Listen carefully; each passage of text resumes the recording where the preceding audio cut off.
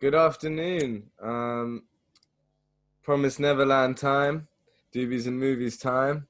It's the 28th edition of Doobies and Movies, and the first two episodes of Promised Neverland season 2 have they snuck up on us. Actually, I didn't know they were out, but yeah, here we are. They're out, and they were great. So Joel and Ciaran are here to chat and dish the first two episodes. So starting with the first episode, because they were quite different.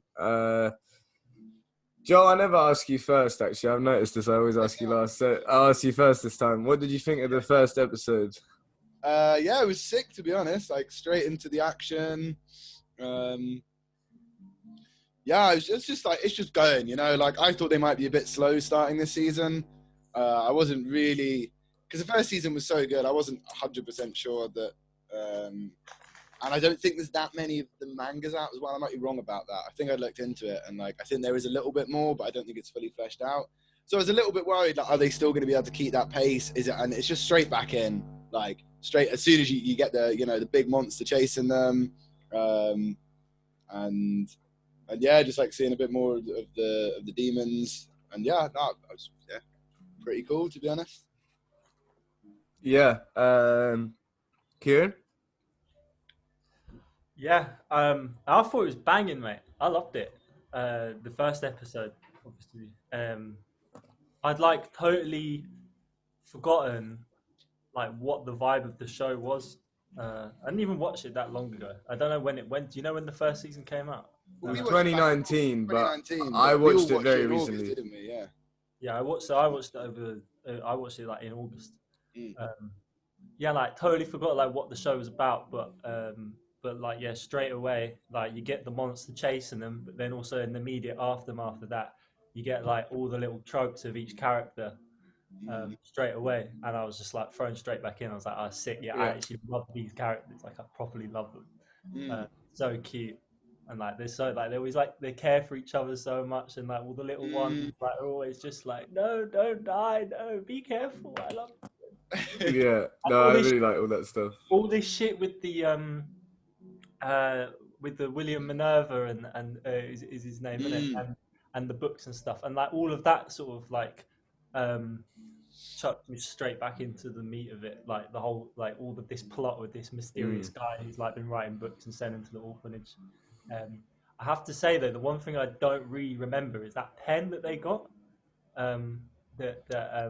I think Norman. It was Norman's pen or something, wasn't it? Yeah.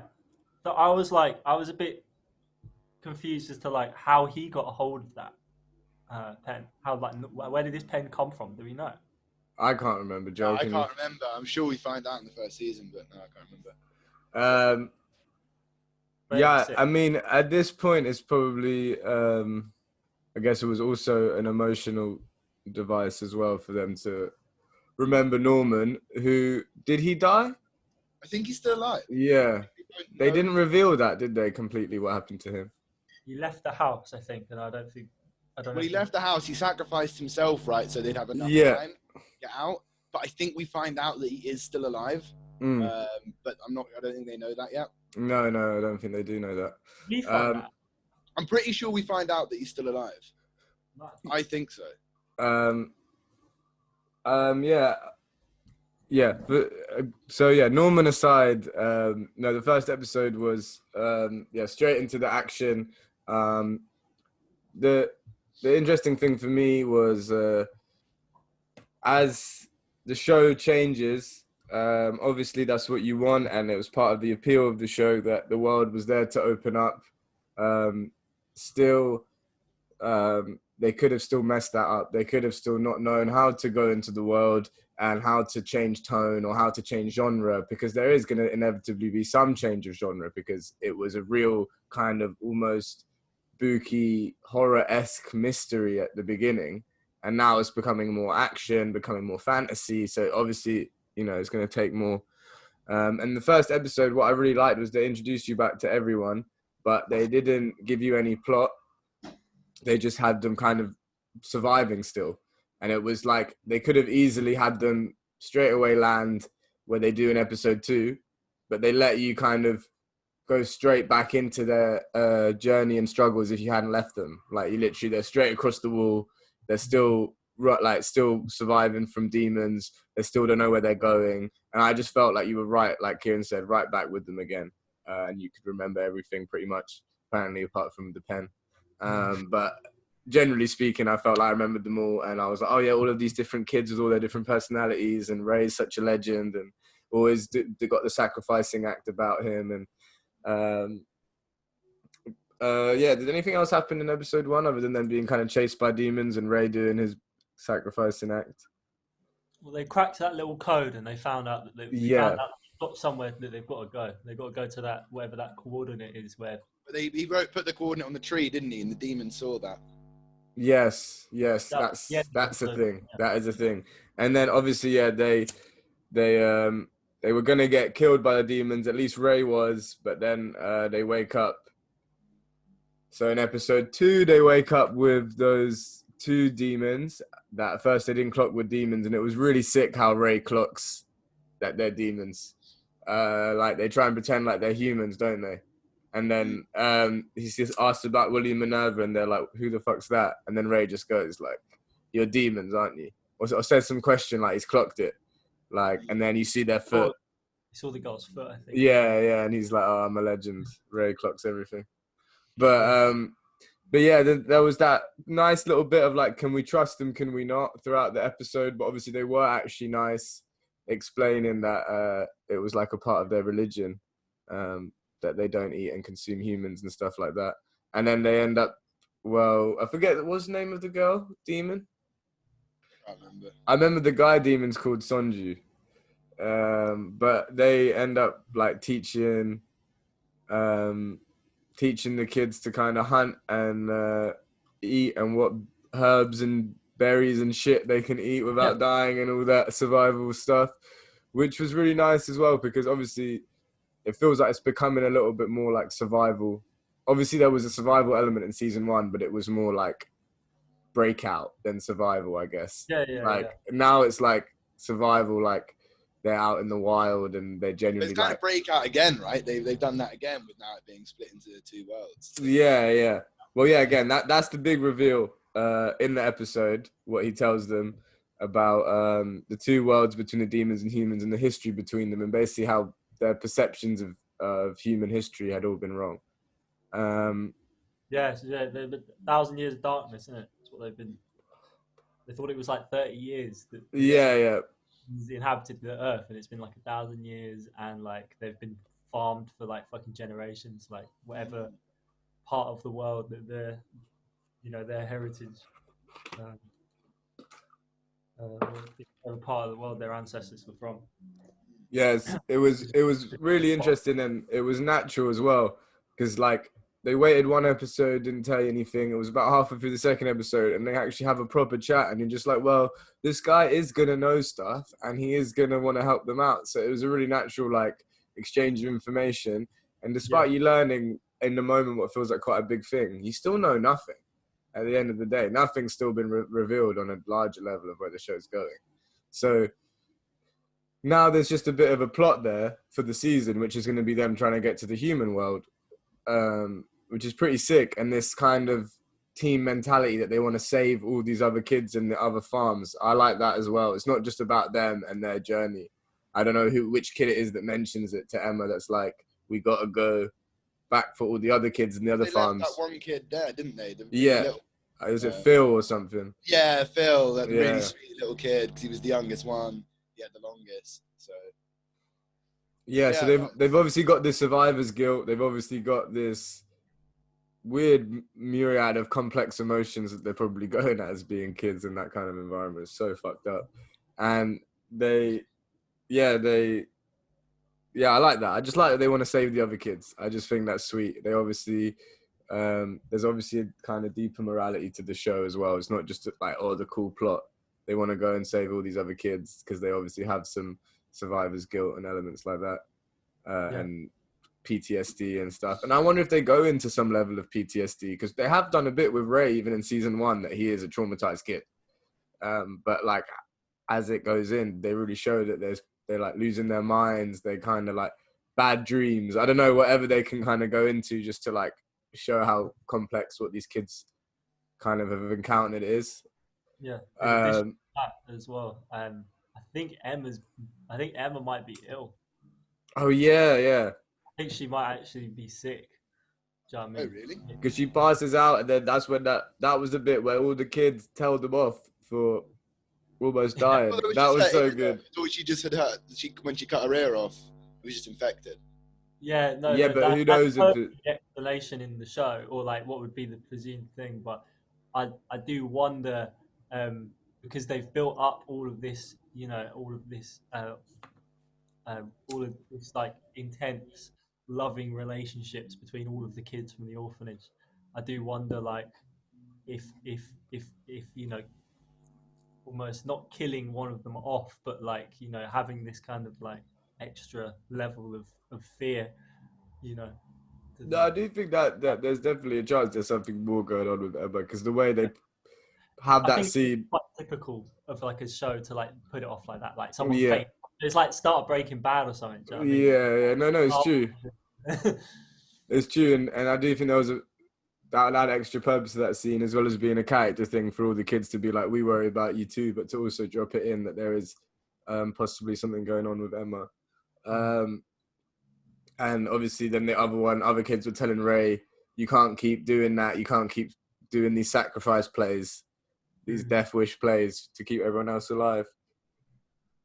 No, it was deep, and it was proper anime, the way they're like shouting at each other and crying about it. Like in a normal show, it would just be like a chat, but in an anime, it's like, oh, you can't do that.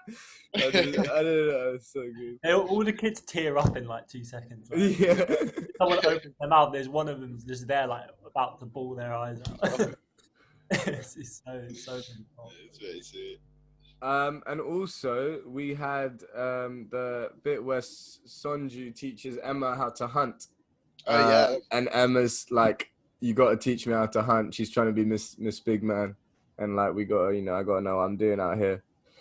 And Sonju, the absolute legend that he is, just teaches her how to hunt. And it's nice because these kids haven't had a father ever, even if their relationship with their mother wasn't like a nice relationship with the mother. Funny because but for the most part, it kind of was, though, isn't it? Yeah, a large part of their child, I guess it was. That's They the did thing have about the first season, isn't it? Like, it is like very much like this really loving vibe, in the house. Yeah, pre getting eaten or whatever. And the mum did love him, right? That was the point of the first season. Like, she really did care for the kids, but. So, but yeah, they never had any kind of father-like influence. So it's nice for Emma in that, where Sonju's teaching her how to hunt, I think has that extra emotional resonance to it as well, because but yeah, the flower as well. Yeah, that's true. We saw that in the first episode of the first season, when that girl who died. Just the flower in it. Yeah. Yes, the flowers blooming from her chest. Oh, yeah, well, what was this flower?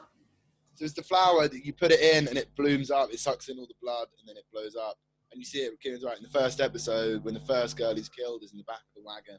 She has the flower in her. Okay. It throws up when she sees it. Yeah, apparently it's called Davida on here. So, and it's a vampiric bloom that absorbs blood in order to bloom. Yeah, that's the one. That's the one. But yeah, there's just a bit of like cultural significance on the demon's part. You know what I mean? Like learning about their way of life. Yeah, I really like that when not honor, but they have some kind of ritual, don't they? For these things. Yeah, just it's part of the world building, isn't it? To realize that what's out there, basically, because that is the biggest challenge of the show going forward, is to build a world, because the world they built, they've broken open, and they have to now expand and build. And it's just interesting, when you meet these new creatures and new ways of life. It's always why I like fantasy and sci-fi and stuff, when you see these kind of like made up philosophies and rituals and things, and like the fact that they're this little, like, I don't know, cult-like or religious-like sect of demons that don't eat humans. And it's just cool. Like, it's a cool idea, and it just adds intrigue to the whole thing. the world is going to be more complex and nuanced than we were going to expect, and it's like the first little spoonful of that. Yeah, yeah. To be honest, like I rate the start of the second season like really highly, just because of everything that you talk about. You know, like they've like naturally progressed from like doing all the spoon feeding of information from like the orphanage days. They've like proven that they've got like plenty of ammunition to like expand the world. They're like almost seamlessly and like organically like changing the genre ever so slightly, you know, and like moving into the more of the fantasy thing. And they've got already all of the plot devices, you know, like the Minerva books about like survival. Was it called the Promise? Was it called the Promise or? Yeah. Forget the name of the book that they've got that talks about all of the flowers and shit. Like everything about it is like it seems, you know, it's like they've done that kind of in one season. They've done that little Attack on Titan stint where they got to like the wall, if you like, and then well, they crossed the ocean, you know, in Attack on Titan or whatever. But then you can tell based on everything in the first season and everything that you've seen in these 2 episodes that like they always knew it was going to go like this. They always had the plot sorted. They had all the devices, you know. So I can only expect good things, to be honest, from now onwards. Yeah, I agree. Very natural. Yeah, shows an ability to handle multiple genres and the world building. So, if anything, the first 2 episodes was like a gaining of trust. If there was any doubt after season 1, it's kind of been relieved. Yeah, no, I was very impressed. And like comparison to Attack on Titan is interesting too, because my main gripe about that show was how long it took to get to the point where it opened up. I much prefer things opening up after 1 season. I know there was more parts to play with in that show, and more things to move around, but still, I just like it getting to the point quicker. And they broke out, and you see them straight away after they break out, and every step of their kind of journey as well. So it's not even like they're rushing it. Yeah, I agree. There's a good there is a good like middle ground for these things. I think especially in anime when you've got like those fucking 10 episode seasons, you know what I mean, and like you just go like bang, like hit you with the good stuff, and then the next season it like moves to a new place. Yeah, it's really. I don't know how much story there's gonna be in the future, but I assume there's a few more seasons in this. I reckon so. I don't feel as though the end of this season will amount to anything maybe further in the storyline other than like getting to this William Minerva guy. I'm not sure. It's so hard to tell. It's impossible to predict. I mean, you could get to William Minerva like halfway through the season. It could not be for a while. I mean, and even the stuff we've learned about so far, like how can we even trust that? Can we even trust it in 1,000 years? The world, like I don't know. There's still so much mystery, to be honest. To be fair, there's that little bit of the conversation with that demon guy where I think Ray's telling him like, oh, like you know this, or was it what's her face is saying like, oh, you know this, then like you heard, and he's like, yeah, I heard it, and he's like, oh, you heard it, okay, cool. You know what I mean, that's it. He does kind of challenge his like ability to. He does kind of like fact check him a little bit. Do you know what I mean? Like I think Ray, or the 2 of them, maybe I can't remember exactly who's like doing the questioning. They seem slightly suspicious of like information in general. Yeah, well that's it. I think because it seems like this whole world is one where people don't really know what's going on, except maybe the people right at the top. So I just think there's so much mystery to go that just makes the whole plot, how many seasons there are gonna be. Just completely unnerving, which is great. Yeah. I mean, again, you wonder in the kind of like dystopian world that they're living in. You know, even the human side of the world. You know, like based on like my perspective on the world that we live in, like I can't imagine that those people living on the other side of the planet like would actually maybe be aware of the fact that there's demons on the other side. You know, if it has been 10,000 years or whatever, do you know what I mean? Very much like in Attack on Titan, in the way that people are kept in the dark on both That's sides. exactly it. Yeah. Do you know No, what I mean? I think So, there like, is a large element of that Attack on Titan thing in this, with people kind of being brainwashed or not being aware of the true history of things. What happens to them if they ever get, or when they get to this human world, and how they're received is an interesting kind of thing to contemplate. But you're right, I do think maybe this season is going to be possibly them going to other farms and breaking out other children, and then maybe facing more difficulties along the way. I'd like to see at least a couple episodes of them breaking other kids out. I think that could be quite cool. Yeah. Yeah, for sure. yeah, it's hard to imagine how they'd do that as well, because they'd have to gain some trust, from some otherwise brainwashed kids. They've got mad plans though. They as little kids, they've come up with quite a lot of. I know Norman might have been the main thinker, but they got the minerals between them. Come up with some things. Yeah. I think you'll find a lot of these younger kids might have some like skills that get revealed over the season, like because we don't know as much about them, and like maybe one little kid's just a fucking mad at climbing or something and just climbs better. Yeah, I was thinking earlier, like I wonder like how time will progress. Like That's true. how much older these kids would get. They could age them up at some point, definitely. Yeah, because they'd become quite formidable characters if they essentially are surviving in the wild for a number of years and like breaking out other children and doing all this stuff. Learning how to hunt, learning how to kill demons, all of that shit. Yeah, it'd be a good part of the shift in genre, I guess. Depends how far they take it. Yeah, I'm just trying to see how many we're gonna get this season. How many episodes? I couldn't find it anywhere. I don't think. I didn't look that hard. Yeah, there was 12 in okay, apparently we're getting 11 according to Wikipedia. There was 12 in season 1, it says, and we're gonna get. I say I couldn't find it, and you found it on Wikipedia. Yeah, well, you don't know where they get their information from a lot of the time, but yeah, so maybe 11 of these. That's quite a decent amount. Yeah, unless anyone. I trust I'll make the most of it, considering we've had 2 episodes and got as much as we have. Exactly. It's going to be a good thing each week. And you never know if they have weeks off and stuff like that and how long it actually lasts. But yeah, if anyone has anything else to add, now's your time. What does the priest say? If anyone, I don't know. When someone comes in to say I object, what do they say? Joe, you know this. I don't know that. What do you say? Like, speak now or forever hold your peace? Yeah, that's it. Speak now or forever hold your peace. I think I'm simple what I have to say to you. Okay, cool. Well then, do you guys want to give it both episodes a little rating out of 10, starting with Ciaran? I mean, I'm trying to think of a reason why I wouldn't give it a 10.